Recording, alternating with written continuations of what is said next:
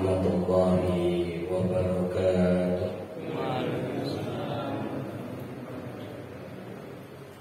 Innal hamdalillah nahmaduhu wa nasta'inuhu wa nastaghfiruh wa na'udzu billahi min shururi anfusina wa sayyiati a'malina.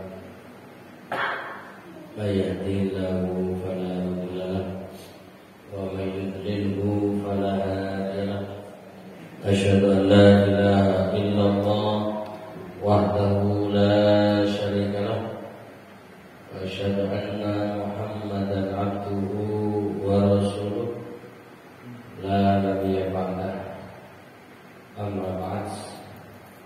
Wa ya ibadallah, usikum wa nafsi bittaqwallah faqad fazal muttaqun.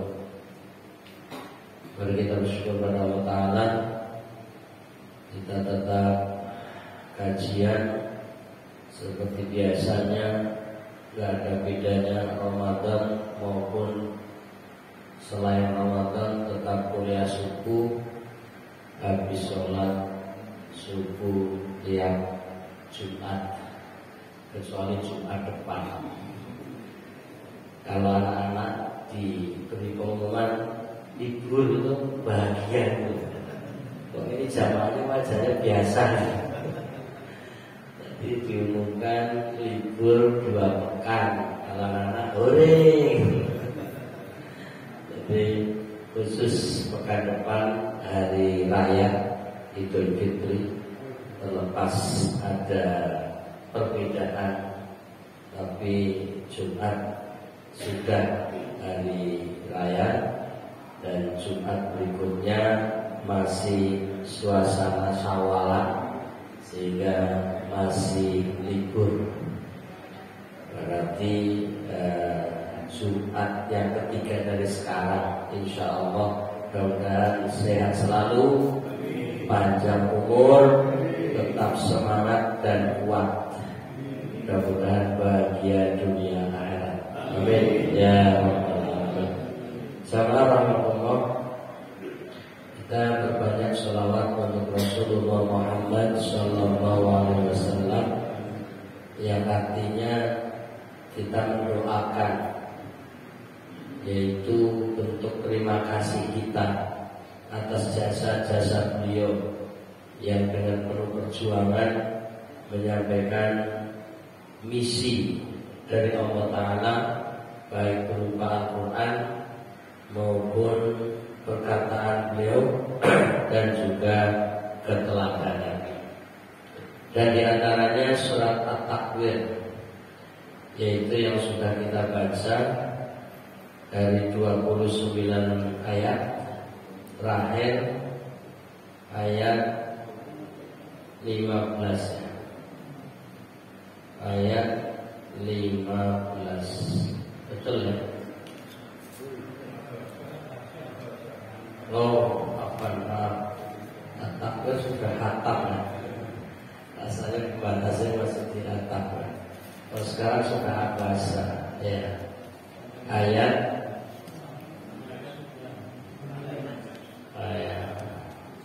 nanti hampir kita itu hampir khatam ini juz apanya. Baik, halaman berapa? 271 ya. Baik, kita akan baca pada ayat yang ke 17 ya. Baik. A'udzu billahi minasy syaithanir rajim.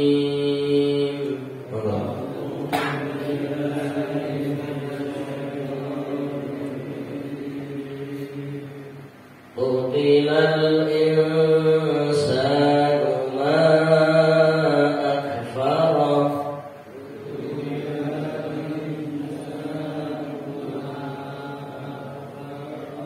min ayyi syai'in khalaqa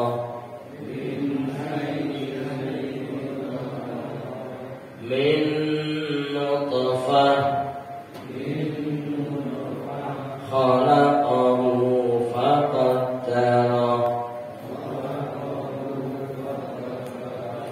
thumma sabila yassara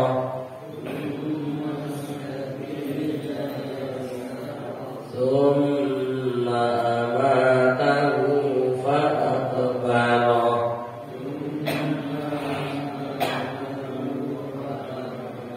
thumma idza syaa anshara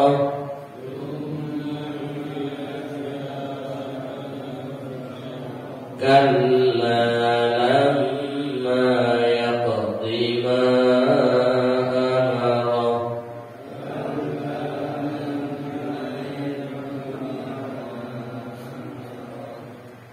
Baik, sampai di sini. Nanti kita lanjutkan. Pertama ayat 17 setelah 16 ayat sebelumnya. Kita masih ingat peristiwa Nabi Abasa bermuka masam karena ada Al-A'ma yang bertamu. Lalu Allah mengingatkan untuk tidak berbuat demikian, karena sungguhnya tamu yang akma lebih utama dari tamu para pejabat yang tidak beriman. Kemudian dilanjutkan, Allah Ta'ala menegaskan kalla innaha tadzkirah. Sekali-kali jangan demikian, sesungguhnya ajaran-ajaran Tuhan itu adalah suatu peringatan. Lalu menginformasikan bahwa hal-hal seperti itu ada di dalam kitab-kitab yang dimuliakan, fi suhufil mukarramah, yang dipegang atau di tangan para malaikat, yang mana malaikat kiramin barrah, mulia lagi berbakti. Setelah itu masuk kepada umumnya manusia yang ingkar, yang kafir. Qutilal insanu ma akfara. Binasalah manusia, betapa ia sangat kafirnya. Lalu Allah membuat pertanyaan dalam rangka dialog atau mengajak berpikir bahwa manusia ini makhluk. Lalu dari mana asal usulnya? Min ayyi syai'in khalaqah. Dari apakah Allah menciptakannya? Jadi pertanyaan ini bukan karena Allah untuk mencari tahu, tapi justru agar manusia sadar bahwa dirinya hakikatnya hanyalah min nutfah, dari setetes mani. Bahkan di ayat lain nanti digambarkan setetes mani yang hina. Artinya manusia yang sekarang merasa kuat, merasa hebat, berstatus pejabat dan seterusnya, asal usulnya hanyalah min nutfah, hanya dari setetes mani. Maksudnya sadarlah, dan itu Allah yang menciptakan. Khalaqahu, Allah menciptakannya. Baik air maninya itu sendiri Allah yang menciptakan, lalu dari situ diproses menjadi janin yang kemudian terbentuk wujud manusia, baik itu jenisnya laki-laki maupun perempuan. Faqaddarahu, lalu menentukannya. Jadi ayat ini sebenarnya ingin mengingatkan, bahkan menegaskan, wahai manusia, sadarlah kalian adalah ciptaan Allah, ciptaan yang Allah tentukan.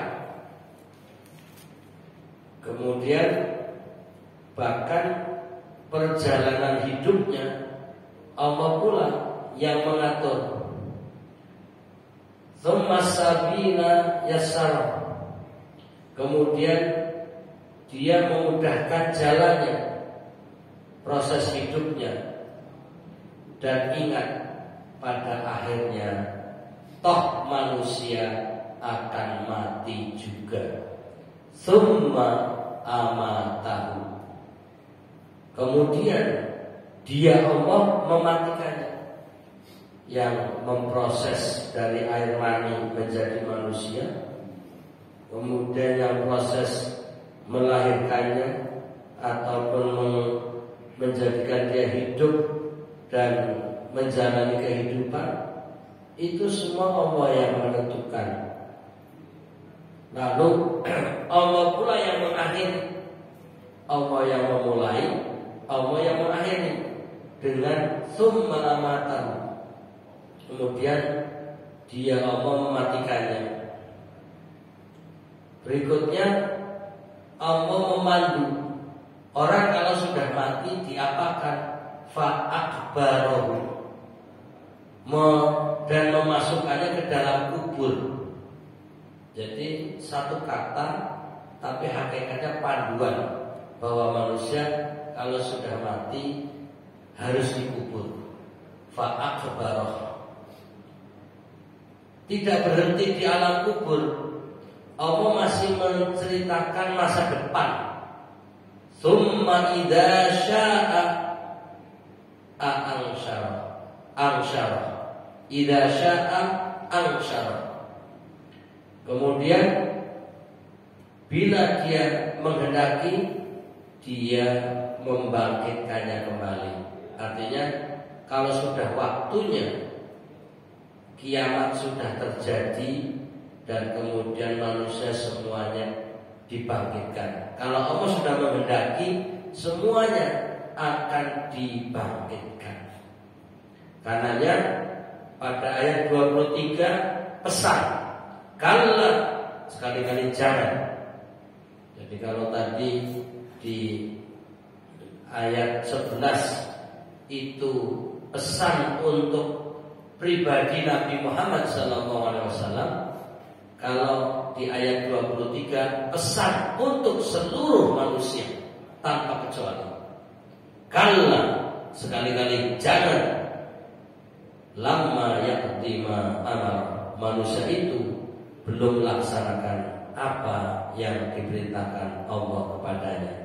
Artinya jangan sampai manusia meninggalkan perintah Allah, melalaikannya, tidak menunaikan tugasnya sebagai manusia yang hakikatnya diciptakan untuk ibadah. Dalam ayat lain, wa ma khalaqtul jinna wal insa illa liya'budun. Allah berfirman dengan tegas, dan tidaklah kuciptakan jin dan manusia kecuali untuk ibadah. Lalu ayat-ayat berikutnya nanti Allah mengajak manusia bertadabbur dengan alam sekitarnya, termasuk makanannya, air hujan, kemudian bagaimana bumi menumbuhkan tanaman, di antaranya ada biji-bijian, ada buah-buahan seperti anggur dan sayur-mayur, ada zaitun, ada pohon kurma, dan juga kebun-kebun yang lebat. Bahkan buah-buahan serta rumput-rumputan, semua itu adalah mata'an lakum wa li'an'amikum. Ayat 32, untuk kesenangan kalian dan binatang-binatang ternak kalian. Betapa Allah yang memulai wujud penciptaannya, dan Allah pula yang memfasilitasi segala kebutuhan makhluknya, betapa maha sempurnanya Allah. Kemudian nanti pada ayat-ayat selanjutnya dari ayat 33 sampai pada ayat akhir 42 bicara tentang kiamat. Jadi ayat ini sangat sempurna. Proses dari penciptaan, menjalani kehidupan, kemudian dimatikan, dikubur, dibangkitkan. Lalu Allah juga mengingatkan jangan sampai meninggalkan perintah Allah. Lalu suruh bertadabbur dengan alam semesta. Dan ingat nanti akhirnya datang kiamat. Diawali dengan wa idza ja'atis shakhah. Dan apabila datang suara yang memekakkan tiupan sangkakala yang kedua. Dan nanti digambarkan bagaimana sesama manusia, jangankan manusia yang tidak kenal, yang saling kenal pun saling meninggalkan, lari dari saudaranya. Yauma yafirrul mar'u min akhihi. Pada hari itu manusia lari dari saudaranya, bahkan dari ibu kandungnya dan ayahnya, wa ummihi wa abihi. Kemudian juga meninggalkan anak istrinya, wa sahibatihi wa bani, dan istri dan anak-anaknya. Kemudian Allah Ta'ala masih menggambarkan likulli imri'in minhum yawma idzin sya'nu yughni. Setiap orang dari mereka pada hari itu mempunyai urusan yang menyibukkannya.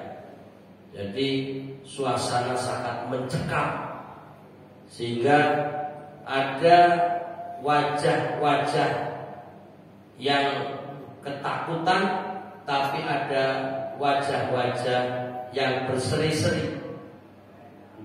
Di antaranya wujuh yawma idzin musfirah. Pada hari itu banyak wajah yang berseri-seri. Dhahikatum mustabsyirah, tertawa dan gembira ria. Ini orang yang beruntung, yang mendapatkan kebahagiaan di akhirat, yaitu penduduk surga. Tapi mereka-mereka yang kafir, mereka-mereka yang memilih jalan sesat, digambarkan wa wujuhun yawma idzin 'alaiha ghabara. Dan banyak pula yang mukanya pada hari itu tertutup debu. Ini untuk menggambarkan wajah yang tidak terawat, wajah yang ketakutan, wajah yang kacau balau, galau. Kemudian dilanjutkan tarhaquha qatar, yang ditutup lagi oleh kegelapan. Sudah wajahnya tertutup debu, sementara suasananya gelap gulita. Siapa mereka? Ulaika humul kafaratul fajar. Mereka itulah orang-orang kafir lagi durhaka. Na'udzubillahi min dzalik. Inilah sekilas pandang ayat-ayat Allah di dalam surat Abasa sebagai tadzkirah, pengingat buat kita sebagai manusia. Mudah-mudahan kita nantinya termasuk ayat 38 dan 39. Wujuhu yawma idzin musfirah dhahikatum mustabsyirah. Pada hari itu banyak wajah yang berseri-seri, tertawa dan gembira. Allahumma amin.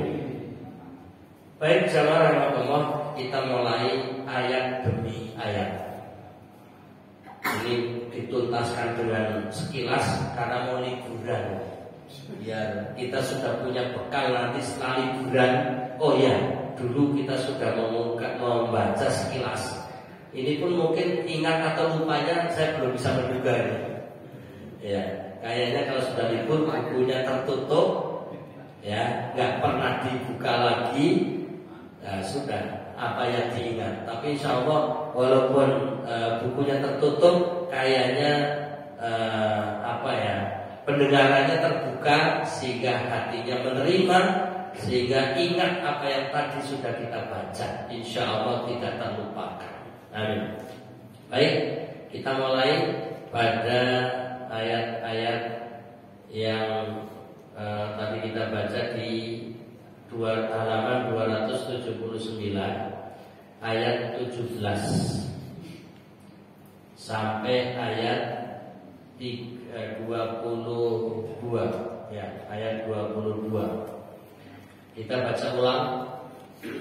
Qutilal insanu ma akfara min ayyi syai'in khalaqa min nutfah khalaqahu faqaddara thumma as-sabila yassara thumma amatahu fa'aqbara thumma idza syaa ansyara.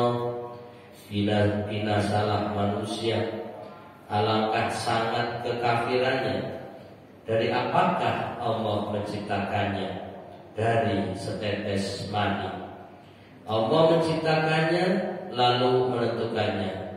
Kemudian Dia memudahkan jalannya. Kemudian Dia mematikannya dan memasukkannya ke dalam kubur. Kemudian bila Dia menghendaki, Dia membangkitkannya kembali. Al-Quran Surat Abasa dari ayat 17 sampai 22. Mari kita baca penjelasannya. Qutilal insan maksudnya sudah sepatutnya kamu merasa heran terhadap sepak terjang manusia yang berhak menerima laknat. Sebab seandainya dia menyadari asal kejadiannya, maka niscaya ia tidak akan bersikap sombong dan tidak akan ingkar kepada Rabb-Nya yang telah memberikan banyak nikmat kepadanya. Bukankah Allah telah menciptakannya dari setetes air mani, lalu Dia menyempurnakan bentuknya seperti layaknya manusia, yaitu memiliki anggota-anggota tubuh yang lengkap, yang sesuai dengan kebutuhannya. Kemudian Allah Subhanahu wa taala memberikan akal kepadanya, yang dengan akal itu dia dapat memperoleh petunjuk ke jalan hidayah. Dan Allah telah memudahkan baginya untuk menempuh jalan hidayah itu dengan memberinya keistimewaan-keistimewaan yang telah dibekalkan di dalam dirinya, hingga apabila perjalanan hidup telah selesai, Allah mematikannya lalu menjadikan tempat peristirahatannya di dalam kubur, yaitu di dalam tanah, sebagai penghormatan untuknya. Sampai di sini sementara, bahwa kita semua masih ingat jatah hidup kita sesungguhnya sangat pendek, sangat sebentar, sehingga Nabi Muhammad SAW menggambarkan hidup ini bagaikan menyeberang jalan, ka'abiri sabil, seperti lewat menyeberangi jalan, hanya sesaat. Jadi singkat sekali. Kita hitung-hitung lagi, kalau umat-umat terdahulu masih lumayan lebih panjang dibandingkan umat Nabi Muhammad SAW. Kita masih ingat berapa masa dakwahnya Nabi Nuh alaihissalam, sampai 950 tahun. Artinya manusia waktu itu umurnya panjang-panjang, tapi hari demi hari semakin berkurang, sehingga disebutkan diantaranya Nabi ada orang yang umurnya 450 tahun. Ya, 450 tahun untuk ukuran sebelumnya itu sudah diskon 50%. Sudah diskon 50%. Di antaranya Luqmanul Hakim itu 450 tahun. Belakangan ketika di zaman Nabi Ibrahim alaihissalam itu diberi usia 185 tahun. 185 tahun. Putranya Ismail 175 tahun. Semakin menurun. Nabi Musa 125 tahun. Nah, pada akhirnya Nabi menginformasikan, dan ini hakikatnya bocoran usia umat Muhammad sallallahu alaihi wasallam. Inna umra ummati, sesungguhnya umur umatku ma baina sittina wa sab'in, antara 60 sampai 70. Ini standar. Monggo renungkan yang sudah 69 kurang setahun.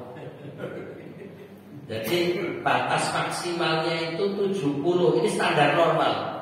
Kalau toh ada yang sudah 70 lebih, alhamdulillah, itu bonus yang luar biasa. Nah, kalau kita yang masih di bawah 70 ini teka-teki, apakah memang akan melampaui batas maksimal atau tidak? Maka secara umum rata-rata umur umat Nabi Muhammad SAW kisaran antara 60 sampai 70. Sampai Nabi Muhammad SAW seperti menunjukkan, nih loh umur umat manusia seperti aku, 63 tahun. Nabi saja nggak sampai batas maksimal, hanya 63. Itu pun pakai hitungan peredaran bulan, bukan peredaran matahari. Jadi 63 itu hitungan bulan komariah. Kalau hitungan bulan syamsiah yang peredarannya pakai matahari, usia beliau itu 61 tahun lebih 4 bulan. Kalau begitu kita nggak usah terlalu banyak angan-angan masa depan gitu. Bapaknya sekarang sudah umurnya katakan 60 lebih, masih mikir tahun 2024 ganti presiden. Ini sebenarnya terlalu pede untuk hidup gitu. Bisa jadi yang mencalonkan mati gitu sebelum masanya. Tapi kayaknya nggak ada sih orang-orang yang berpikir urusan politik ingat mati, kayaknya nggak ada. Iya, jadi wah ini nanti tahun 2024 ada pergantian, ya kan? Nanti berikutnya, ya nggak apa-apa lah, prediksi. Tapi mudah-mudahan tetap mengingat bahwa batas usia itu sudah digambarkan. Bahkan di sini langsung Allah menegaskan fa'akbaro. Kalau orang sudah mati ya dikubur, diciptakan dari air mani, tapi hakikatnya air mani itu sesungguhnya dari saripati tanah. Saripati tanah. Kenapa? Karena baik suami maupun istri yang nanti menjadikan produk anak ini hakikatnya mengkonsumsi dari semua saripati tanah. Kesimpulannya manusia itu asalnya dari tanah. Mau makan nasi juga dari beras dari gabah dari padi tanah. Mau makan buah-buahan, mau anggur, mau apel, mau jeruk, apapun itu dari tanah. Kesimpulannya manusia hakikatnya dari tanah, maka ketika mati pun dikembalikan ke dalam tanah, menyatu kembali. Dan masa di kuburan yang nanti ada istilahnya alam barzah. Barzah itu pembatas antara kehidupan dunia dengan kehidupan akhirat, maka disebut barzah. Bahkan ada yang menggambarkan ada pembatasnya dengan kaca. Jadi seakan roh yang diambil dari orang, ya, ketika dicabut nyawanya, rohnya kemudian taruh di barzah, itu seperti dalam kaca. Ketika menghadap ke depan, itu akan melihat nanti apa yang akan terjadi di sana, entah surga atau neraka. Tapi kalau menengok ke belakang, mengingat kembali kehidupan waktu di dunianya. Ya, ini penafsiran yang saya juga belum pengalaman. Kalau nggak percaya, silakan mendahului saya. Saya ikhlas. Kalau pengen apa yo, ya coba saya menolak. Jadi nanti tolong WA kalau sudah di sana. Ya. Kan namanya sesuatu yang gaib memang nggak perlu kita buktikan dulu. Ini informasi. Nah, kan ada orang yang mengkritik ketika menjelaskan hal-hal seperti ini, al-ghaibiyah, sesuatu yang gaib, bilang, wah, mereka fasih di dalam membicarakan yang akan terjadi, padahal notabene, ya, artinya kita ini belum mengalami itu, gitu. Jadi kayak nggak percaya kalau ada informasi yang akan datang. Ya sudahlah, nanti pada waktunya tahu sendiri. Dan kita semua akan mengalaminya. Bahkan sudah ada di antara saudara-saudara kita yang beberapa saat yang lalu masih duduk bersama kita, masih hidup bersama kita. Beliau-beliau sekarang sudah di alam barzah. Allahumma ighfir lahum warhamhum wa'afihim wa'fu anhum. Kalau kita tidak ikut membantu doa, terus siapa lagi? Sebagaimana kita nanti sudah meninggal, kita juga berharap saling mendoakan. Jadi ini ayat pengingat masa depan, bahwa kita hidup hanya sesaat. Di alam barzah lebih lama daripada di alam dunia. Katakan, ini hanya pertanyaan iseng, kira-kira jenengan mau nawar usia sampai berapa nih? Ini beneran ngatok maksudnya. Kira-kira kalau dikasih mentok 70, marah apa belum loh? Kayaknya ya kurang. Ya tak, kok iki asal-asalan ngomong. Kita kasih 100 ngono lho angkane. Umpamanya kita minta panjang umur lalu dikasih 100 tahun, kira-kira marah enggak? Oke, ya, dananya tahu ini. Karena biasanya orang kalau sudah usia kok sampai 100 tahun sudah tinggal tulang belulang, sudah kurus, sudah loyo, sudah lemah, lemas, makan minum dibantuin. Orang-orang yang sehat, umumnya orang kalau 100 tahun sudah sakit-sakitan, ya kan? Sudah lemas. Kalau kasarnya begini, orang kalau sudah 100 tahun hidupnya merepotkan yang muda-muda. Kalau begitu enaknya gimana ini? Pilih usia meninggal nggak pakai sakit atau gimana ini? Ya. Aneh pertanyaannya ini. Jawab itu aneh. Tapi intinya ingin mengatakan, katakanlah 100 tahun saja, itu di alam barzah akan lebih dari 100 tahun. Jadi hakikatnya kita hidup di dunia ini sangat pendek, sangat singkat. Sekalipun dikasih sampai usia 100 tahun, itu tidak lebih lama dari nanti kita di alam barzah sampai menanti kiamat. Jadi ketika kita hidup di dunia ini, ya kita masih bisa beraneka ragam kegiatan, makan, minum dan lain sebagainya. tapi nanti di alam barzakh menunggu dan menunggu. Jadi kalau kita ikut membayangkan mereka-mereka yang sudah di alam barzakh itu berharap segera kiamat itu. Kenapa? Biar cepat selesai urusannya. Apalagi yang husnul khotimah, yang yakin nanti masuk surga, ingin segera kiamat sehingga nanti urusannya selesai, hisab masuk surga. Tapi itu kan kehendak Allah nanti. Makanya di dalam ayat Allah kan menggambarkan terkait dengan apa yang akan dibangkitkan nanti, yaitu summa idza sya'a. Jadi ini menunjukkan rahasia. Kemudian bila dia menghendaki. Lah, kapan Allah menghendaki kiamat? Ini rahasia. Jadi tidak bisa dipastikan. Hanya digambarkan tanda-tanda kiamat. Bahkan sampai ada yang menyebut kiamat terjadi pada hari Jumat. Wah, ini nggak hari Jumat ini. Artinya sudah ada satu tanda hari.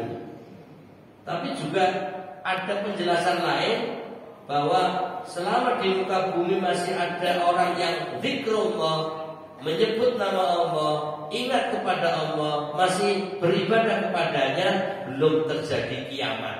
Nah, kalau kita pengajian gini, walaupun Jumat aman dari kiamat. Kan mondar-mandir tadi takutnya sekarang kiamat, tapi karena pengajian teori tidak kiamat dalam arti kubro. Tapi kalau kiamat sughra bisa terjadi.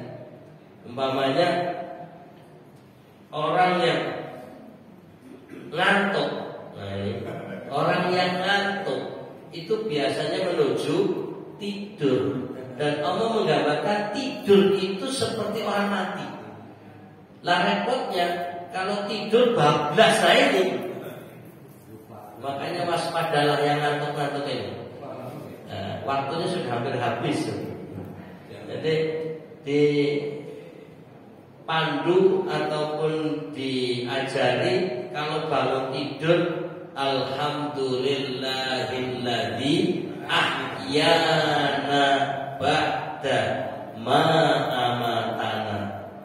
Segala puji bagi Allah yang telah mematikan kami.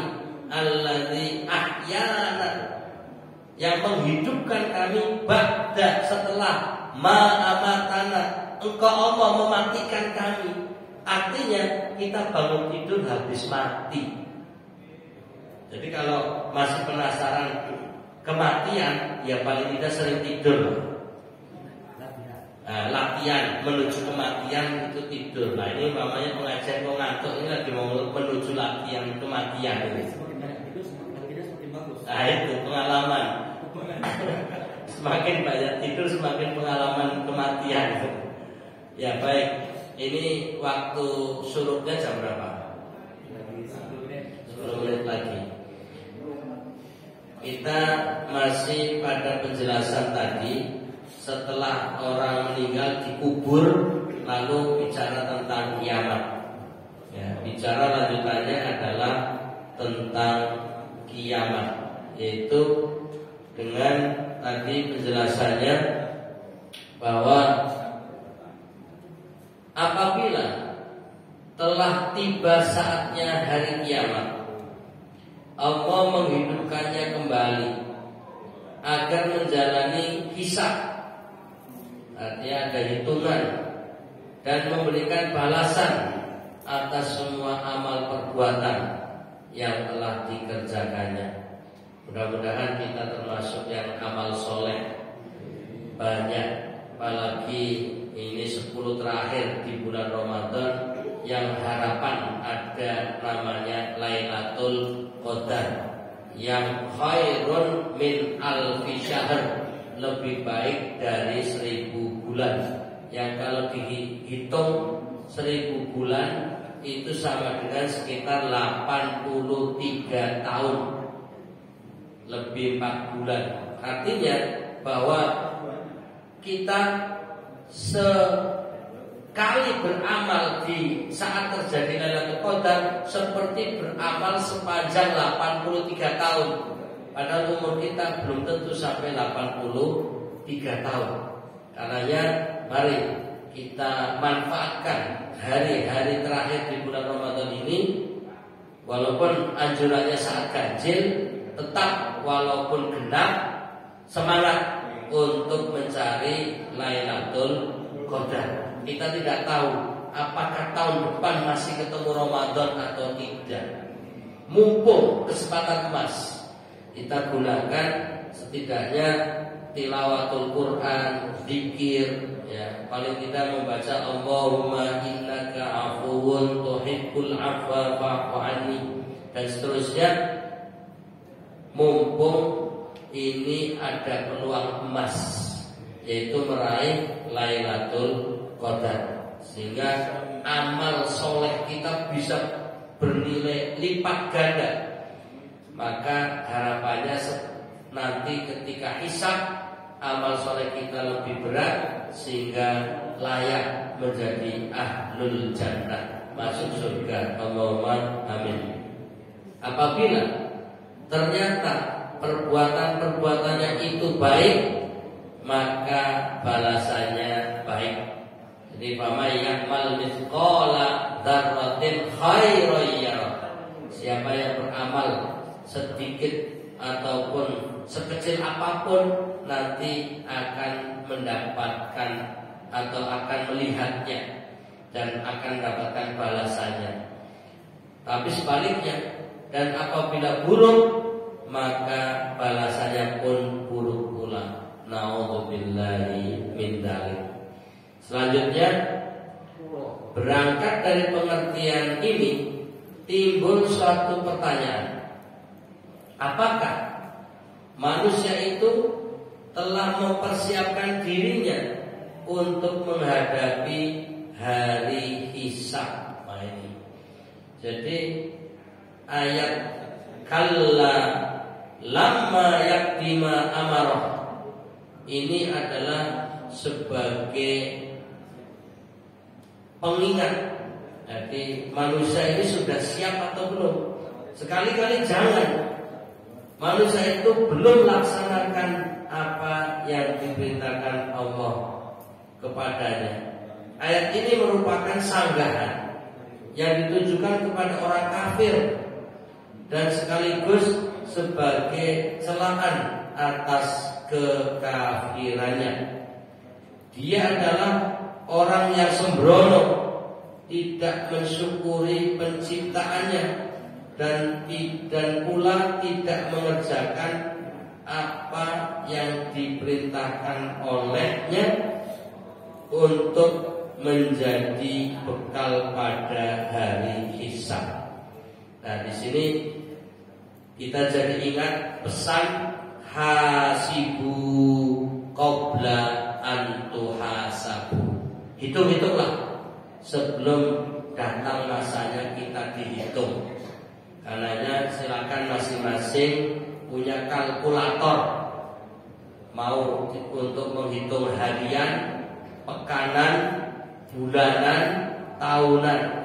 Setidaknya harian dulu, bahwa apakah kita dari sejak bangun pagi sampai kemudian nanti tidur betul-betul banyak amal solehnya atau tidak. Kalau kita terus menghitung harian, akan tahu, wah ini layak saya masuk surga. Kenapa? Karena banyak amal soleh. Bangun tidur, ya sahur, ini kan Ramadan. Kemudian nanti selesai sholat subuh berjamaah, masih lanjut pengajian, ya kan? Habis ini sholat duha, selanjutnya tilawatul Quran, masya Allah. Habis itu tidur. Nanti kan dihitung waktunya antara tadi bangun tidur sampai tidur, ya. Kemudian nanti duhur, ya, sholat jamaah lagi, amal soleh lagi. Walaupun ada orang bilang gini, tidurnya orang puasa ibadah, ini kan alasan untuk memperkuat banyak tidur pas Ramadan ini. Walaupun ini bukan hadis ya, tapi sering didengar. Naumus shaimi ibadah, tidurnya orang yang berpuasa ibadah. Nah ini kan merasa wah ono hadis gitu, padahal bukan hadis gitu. Kalau kita otak kan maksudnya orang yang sedang siang, orang yang sedang puasa itu kan ibadah. Maka sekalipun dia tidur masih dalam kondisi ibadah. Makanya tidurnya orang puasa ibadah. Kenapa? Ya sedang menjalankan puasa itulah ibadah, bukan karena tidurnya itu loh maksudnya. Nah gara-gara tidurnya orang puasa ibadah lalu membesar-besarkan untuk tidur. Loh kamu kok tidur terus? Nah tidurnya kan ibadah itu loh. Jadi sebenarnya yang disebut ibadah itu karena kondisinya dia puasa, maka walaupun tidur tetap sedang ibadah. Jadi bukan pada posisi tidurnya itu. Tapi ya sudah, untuk alasan biar kita tidurnya nyenyak ya sudah apa-apa lah. Daripada ngobrol-ngobrol yang membuat malah lidah kita bermaksiat, telinga kita mendengarkan yang maksiat, mengganggu kesempurnaan puasa, penglihatan kita melihat yang maksiat, ya sudah ujung-ujungnya mendingan tidur. Ya ini untuk mendukung bagi yang hobinya tidur. Baik, jamaah rahimakumullah, sebagai penutup mudah-mudahan ayat-ayat yang kita baca ini menjadi tazkirah, pengingat buat kita semuanya. Dan masih ayat-ayat selanjutnya, yaitu dari ayat 24 sampai ayat 32, ini adalah tadabbur berkaitan dengan kehidupan, dengan fasilitas yang Allah siapkan dari buah-buahan dan berbagai macam ya apa yang Allah siapkan.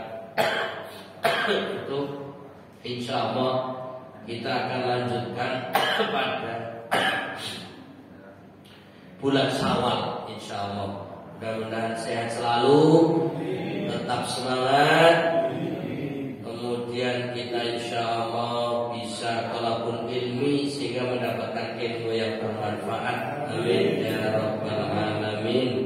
Dan saya karena ini terakhir pertemuan di bulan Ramadan menjelang Idul Fitri, ya walaupun hari rayanya belum datang, ucapkan taqabbalallahu minna wa minkum. Semoga amal ibadah kita semuanya diterima Allah Ta'ala. Mohon maaf lahir batin bila mana banyak kesalahan, baik yang disengaja maupun tidak disengaja. Insya Allah jumpa lagi pada Jumat yang akan datang. Nah, insya Allah. Ilaliko. Sampai jumpa lagi. Akhirul kalam. Subhanakallahumma wa bihamdika asyhadu an la ilaha illa anta astaghfiruka wa atubu ilaik. Wabillahi taufiq wal hidayah. Assalamualaikum